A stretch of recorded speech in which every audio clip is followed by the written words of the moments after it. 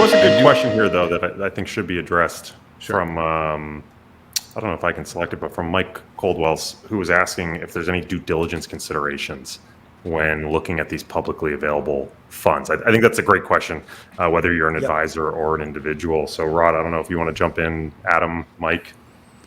No, I think that's a good question for you, Corey. Oh, great.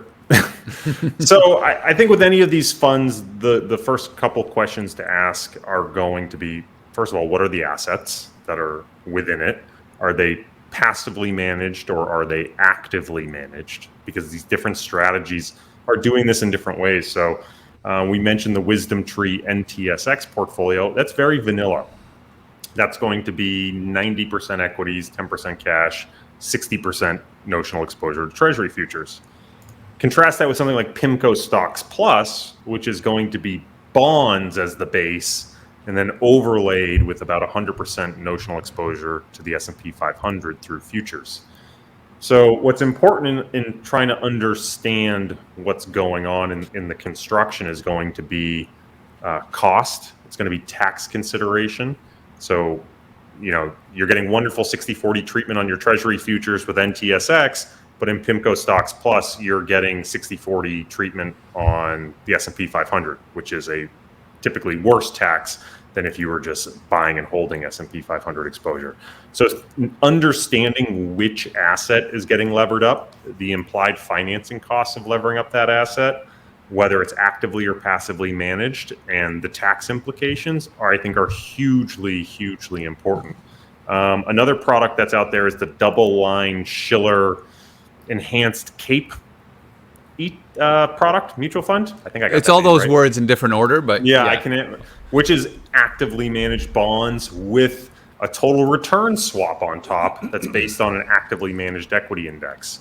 So again, it's the same sort of concept, stocks plus bonds levered up, but now it's not passive equity and passive treasuries, it's active bonds and active equity. And so you have to decide, not just do you want this total leverage exposure, but how are they actively managing the bonds? How are they managing the collateral? How are they actively managing this equity index? And how do they play together?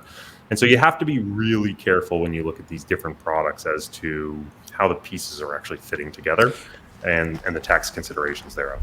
And you want to reach out to the managers, because a lot, like Corey mentioned earlier, a lot of people aren't very public about the leverage they're using. They don't use the word leverage in these funds. They'll talk about, we have a 95% exposure to the S&P, and then we have, with the last 5%, we do a swap of some sort to get extra exposure to blah, blah, blah. So you're not often getting a direct communication as to what type of leverage and how they're using the leverage. You have to call, you have to dig, and you have to get the right answer, right? So since this paper's come out, a lot of people that have been hiding are coming out of the closet with their leverage, right? And saying, "Oh, I want to be part of your list." All of a sudden, right? Hopefully, we're making it cool again to talk about capital efficiency.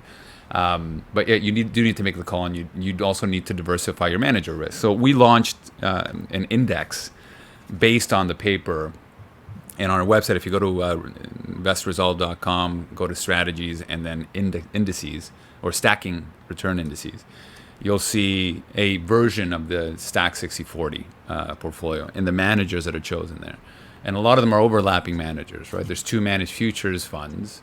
Why do you want to do that? Because managed futures are notoriously divergent. Like, they're not all going to give you the exact same type of trend, speaking of the 200-day moving average. So you have the opportunity here to diversify manager risk as well while getting those stack returns. Right, so that's I think a key thing. Diversify your line item risk, and then the other discussion and objection that we've had with, especially with dealing with advisors that want to implement something like this, is that ultimately when they go to their compliance and say, "Look, I have a model portfolio. Look at these 10 line items. I want to do this," they're going to go search for those line items and see that they're all alternative funds, and that will be like, at first blush, it'll seem like it's 100% high risk. Can't do it, right? So advisors are working with a compliance team to explain the concept. And what we've suggested is not to say, listen, you should replace what you're doing and just do this, because it's going to be a tough ask. You got to get compliance on board.